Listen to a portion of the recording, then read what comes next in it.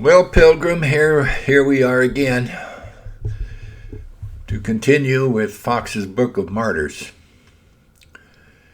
We do this to remember those who came before us, what they endured, who they endured it for. Jesus Christ, the righteous, God himself. Can we do this thing? The seventh persecution under Decius, A.D. 249. Well, this was occasioned partly by the hatred he bore to his predecessor Philip, who was deemed a Christian, and was partly by his jealousy concerning the amazing increase of Christianity, for the heathen temples began to be forsaken. Yeah, a terrible thing. And the Christian churches thronged. These reasons stimulated Decius to attempt the very extirpation of the name of Christian. And it was unfortunate for the gospel that many errors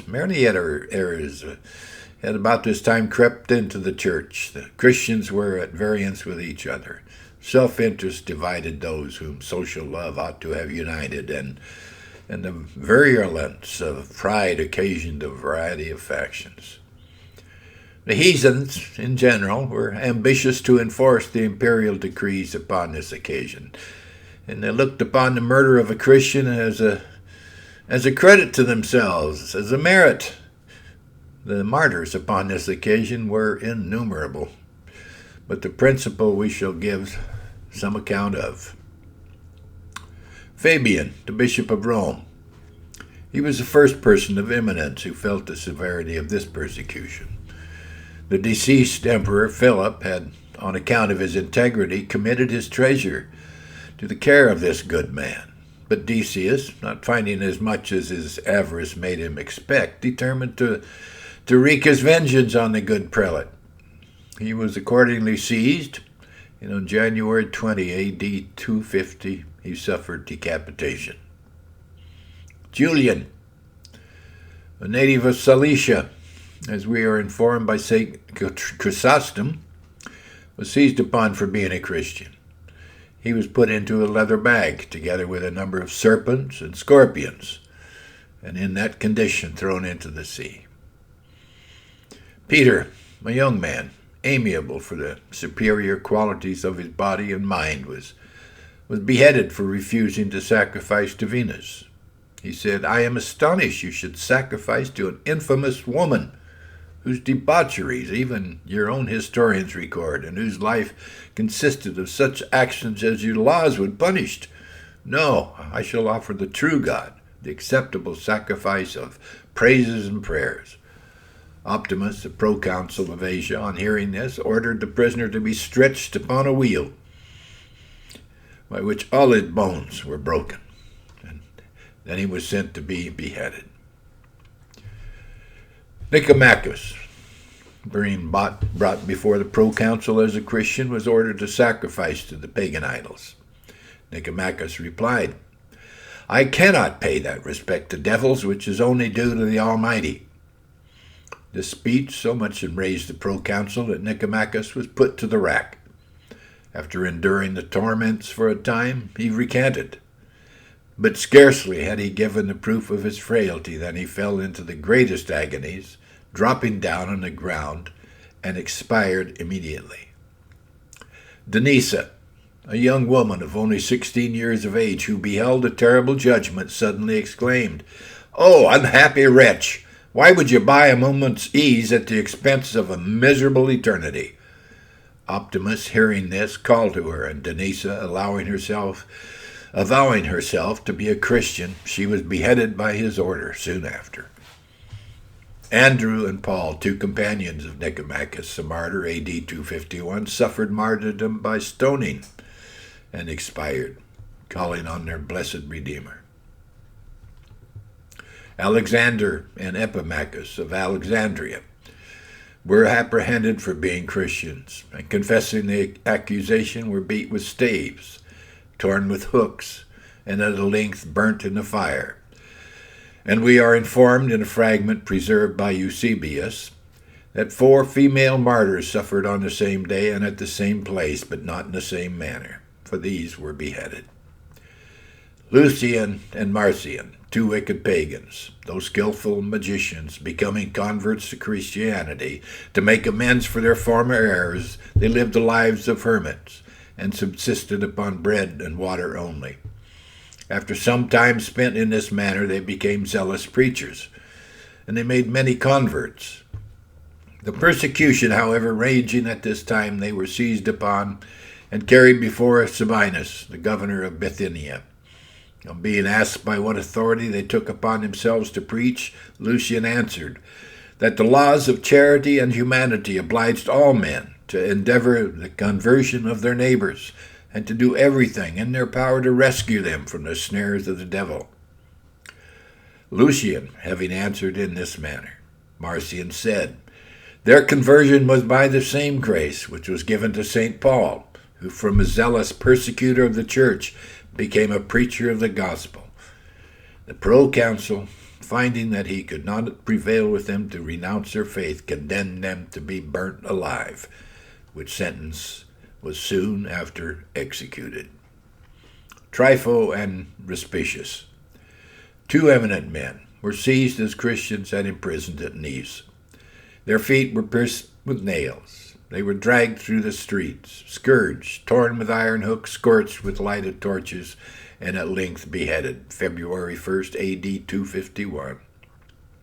Agatha, a Sicilian lady, was not more remarkable for her personal and acquired endowments than her piety. Her beauty was such that Quintian, a governor of Sicily, became enamored of her, and he made many attempts upon her chastity without success. In order to gratify his passions with a greater conveniency, he put the virtuous lady into the hands of Aphrodite, a very infamous and licentious woman. This wretch tried every artifice to win her to the desired prostitution, but found all her efforts were vain, for her chastity was impregnable, and she well knew that virtue alone could procure true happiness. Aphrodite acquainted Quintian with the efficacy of her endeavors, who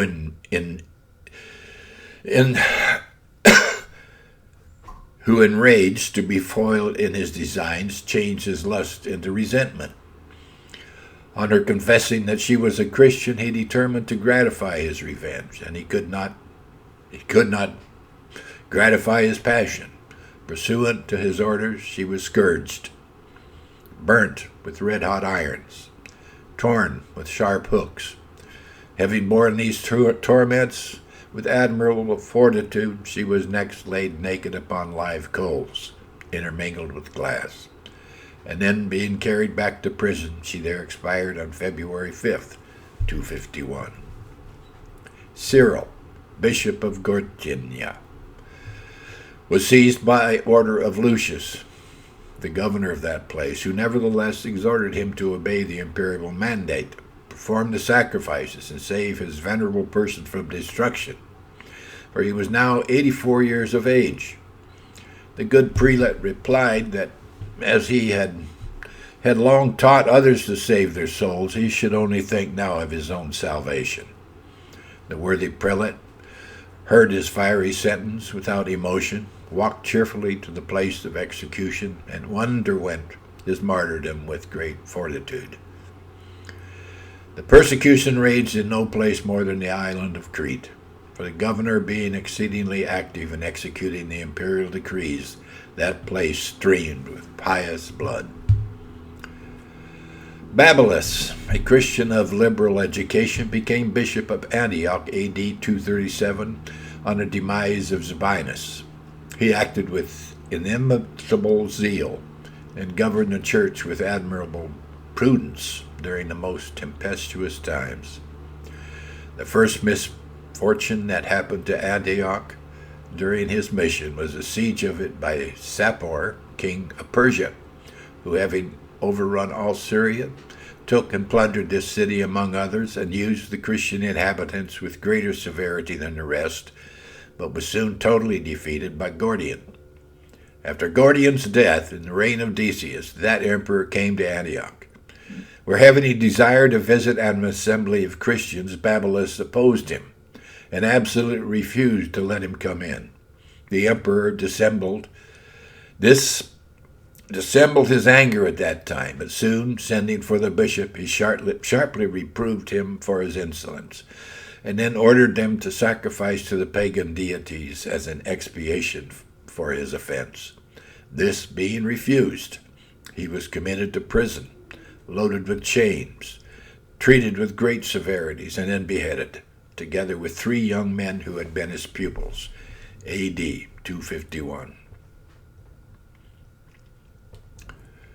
Alexander, bishop of Jerusalem, about this time was cast into prison on account of his religion, where he died through the severity of his confinement. Julianus, an old man lame with the gout, and Cronion, another Christian, were bound on the backs of camels, severely scourged, and then thrown into a fire and consumed. Also 40 virgins at Antioch, after being imprisoned and scourged, were burnt. In the year of our Lord 251, the Emperor Decius, having erected a pagan temple at Ephesus, he commanded all who were in that city to sacrifice to the idols. This order was nobly refused by 7 of his own soldiers: Maximinius, Martianus, Joannes, Malchus, Dionysius, Syrian, and Constantinus. The emperor, wishing to win these soldiers to renounce their faith by his entreaties and leniency, gave them a considerable respite until he returned from an expedition. During the emperor's absence, they escaped and hid themselves in a cavern, which the emperor, being informed of at his return, the mouth of the cave was closed up, and they all perished with hunger. Theodora, beautiful young lady of Antioch, on refusing to sacrifice to the Roman idols, was condemned to the stews, that her virtue might be sacrificed to the brutality of lust. Didymus, a Christian, disguised himself in the habit of a Roman soldier, went to the house, informed Theodora who he was, and advised her to make her escape in his clothes. This being effected, and a man found in a brothel instead of a beautiful lady, Didymus was taken before the president, to whom, confessing the truth and owning that he was a Christian, the sentence of death was immediately pronounced against him.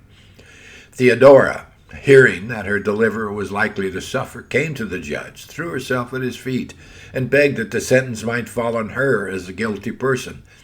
But deaf to the cries of the innocent, and insensible to the calls of justice, the inflexible judge condemned both, when they were executed accordingly, being first beheaded and their bodies afterward burnt.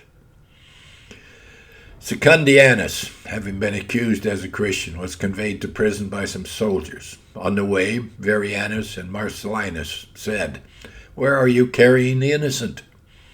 This interrogatory occasioned them to be seized, and all 3, after having been tortured, were hanged and decapitated.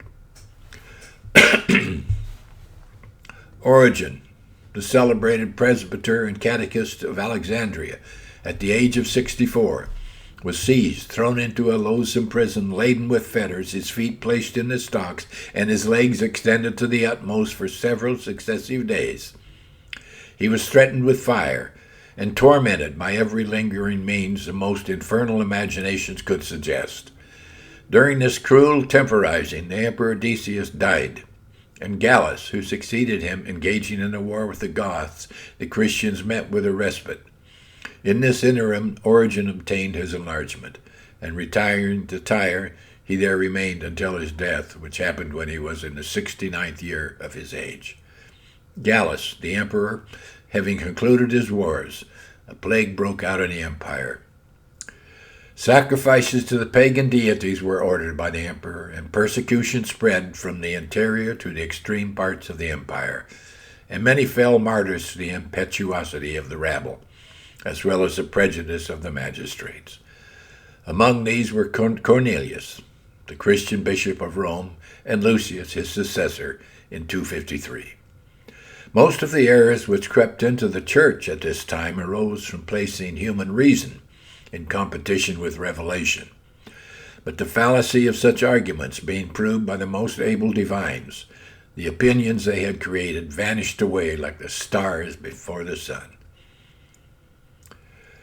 This ends today's chapter.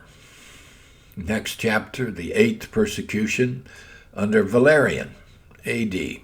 257. God bless, brothers and sisters. Remember these. Remember these martyrs. And think on your faith.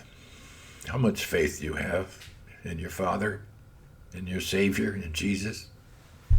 How much? God bless. Have a great day.